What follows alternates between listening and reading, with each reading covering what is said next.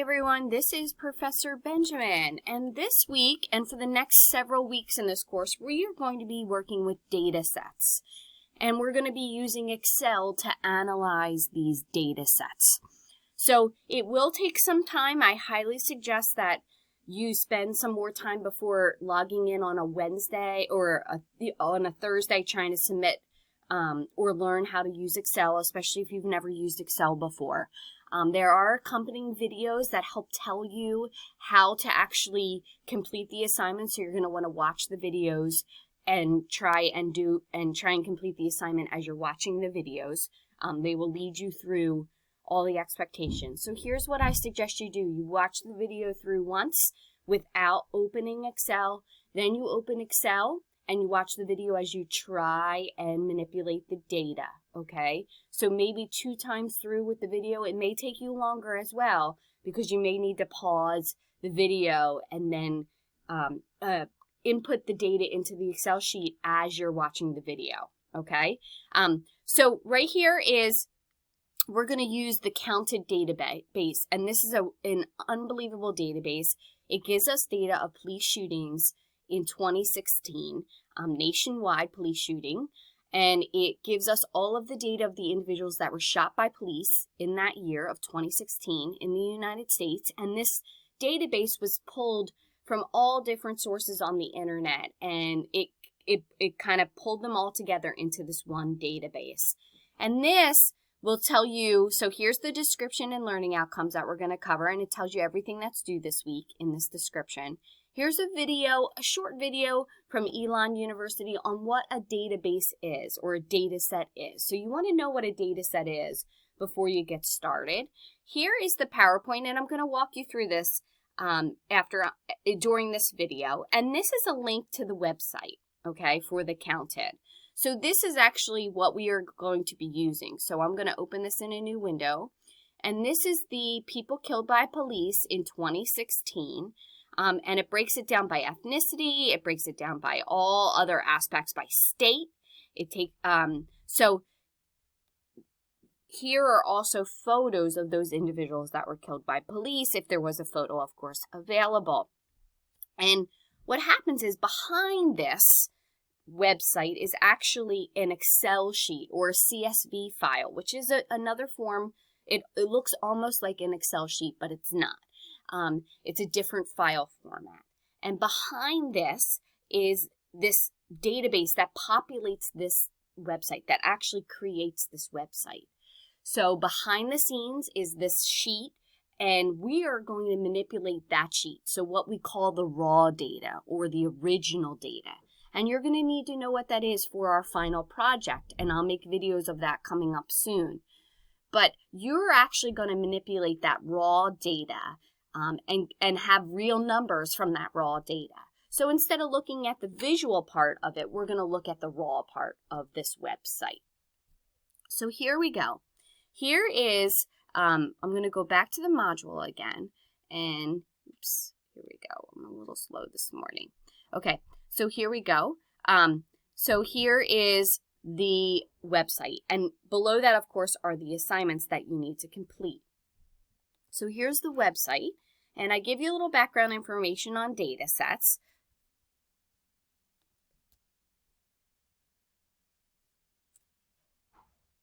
So what is data, data set, and a database? So data are observations or measurements, unprocessed or processed, represented as text, numbers, or multimedia, and that's actually the data. A data set is structured collection of data generally associated with a unique body of work. And then a database is an organized collection of the data, stored as multiple data sets that are generally stored and accessed electronically from a computer system that allows the data to be easily assessed, manipulated, and updated. You're going to need to know those 3 terms for our midterm exam. But the data are the actual items. The data set is how we kind of align them together. It's structured collection of them. And then the database is what holds all of that data. So the importance, why are they really important? Well, making crime data public increases transparency. Is that if people know about the data or people are aware of the data, it actually helps them not have really opinions or feelings about it. Rather, there's actual sound evidence for it, right? So a lot of times we live in this world now where we can post anything we want, but there's no factual basis behind it.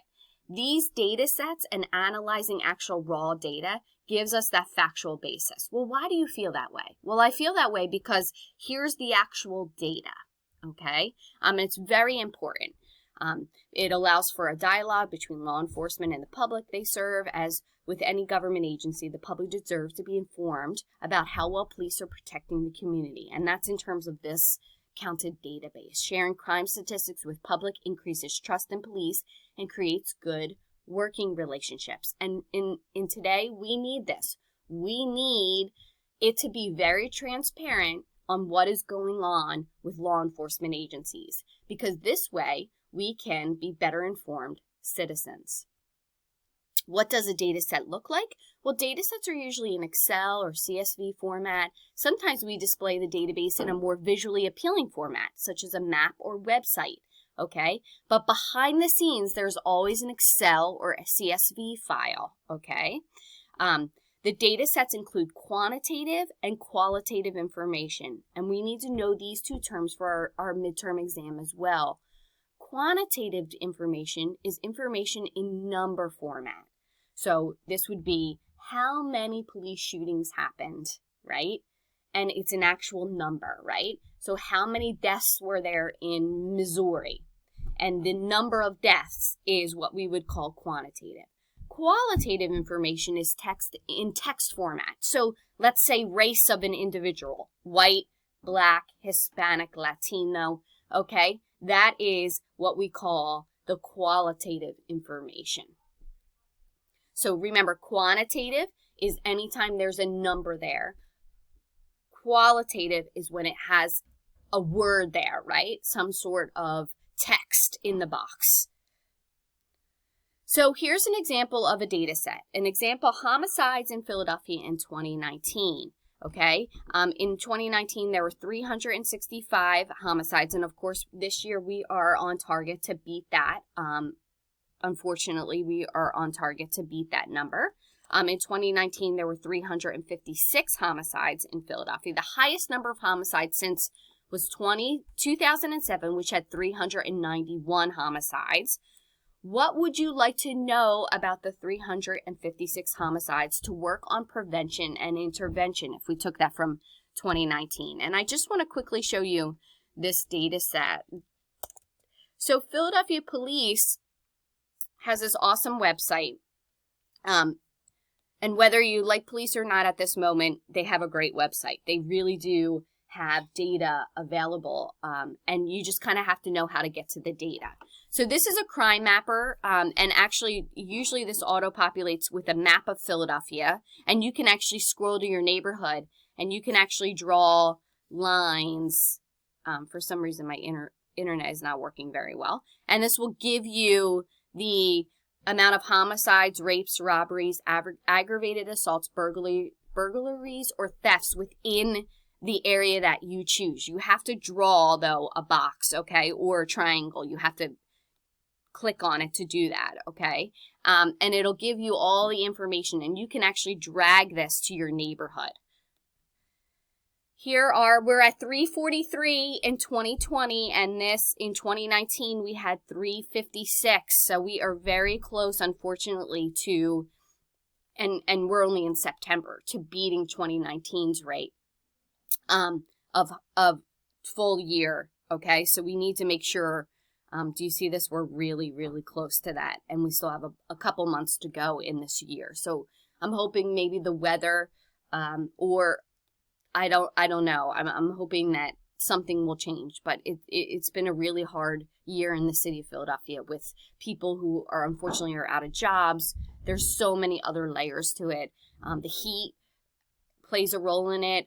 There's a lot of other aspects, the increase in drug use, etc. Okay, so here we go. So here are all the statistic reports, but I want to show you over here. Do you see this? It says raw crime data. If you click on this raw crime data here, you actually get a whole bunch of data sets here that show up. And you can actually click on these data sets, and you can see here crime incidents from 2020 in CSV format. You can actually click on this and get the crime incidents in 2020, the crime incidents in 2019, and it'll give you all of the raw data sets, okay? So I want to ask you this question, though. What would you like to know about the 356 homicides to work on prevention and intervention? I'm sorry, I have someone who's drilling in my home. So what would you like to know? Well, I'll be honest with you. I'd like to know how many were male, how many were female. I'd like to know how the homicide occurred. I'd like to know what day it happened, because maybe I can look at the weather and see if it was related to that. I would like to know whether they were armed or unarmed, right? I would like to know what their race was. Were they black, white, Hispanic? I would like to know their age range, because this plays a role too. What age is the average age of individuals that are being killed in the city of Philadelphia? Okay? How many were children? How many were adults? So I'd like to know all of that information besides just the fact that someone was killed. I would really like to drill down and find out a lot of other attributes to that. So here we go. I give you some other things. The district or address of the homicide, and this way we can see if there's a hot spot in a specific area. So that could be another variable that we collect, or attribute that we collect, is where did this murder happen? The reason for the homicide, the weapon used, the time of day of the week. So there's a lot involved. So here we go. We're going to look at that counted database, which I just showed you earlier. So we're going to actually look at the database. Here's the database, and this is what we're going to use this week, okay? Remember, behind this website is an Excel or CSV file. Well, guess what we did? We extracted that CSV file for you, that Excel file for you, and it's right under the assignments, copy of the counted of August 2016. So we're going to ask you, the first step in this is for you to download that Excel file, okay? And then you're going to download that copy, and I show you how to do that here, and you're going to save that to your computer. So you're going to save the file to a flash drive or your home computer, and I show you how to do this here. But you need to make sure that you save it, okay? If you're using Google Docs, I tell you how to do it here, okay? If you're using Google Docs, you're going to need to import the file into your Google Docs, okay? Because then we're going to manipulate the data on here. So this is how you're going to do it, okay? How to read an Excel spreadsheet. The columns and rows, columns with the variables as headers, examples, name, age, gender, classification. And the rows are each one of the entries within this database, okay? And then I actually will teach you how to open the Canvas module titled Teaching Excel Using the Counted and save the document to your flash drive or import to Google Docs, okay? And then we're going to work with this file. So you have to download 2 files for me, okay? You have to download the Excel file, and then you have to download this other file here, Teaching Excel in Class Using Police Lethal Force Data. So you need to download these 2 documents, all right? And then once you have those 2 documents downloaded, you can start the assignment. So it's really important that you have those 2 documents downloaded, and then you can actually start the assignment, because we're going to actually fill in this sheet here with data that we analyze from the Excel sheet, okay? And you'll see, I tell you to add, I tell you everything that you need to do, so I'm going to let you read through this and add it, and then I actually make, if you're using Excel, you're going to use this video. If you're using Google Sheets, you're going to use this instructional video. So I make a video to show you what to do, okay? So the first thing you have to do are these steps before we get started. So before you click on that video, I need you to do 2 things. I need 3 things, actually. I need you to download the copy of the counted.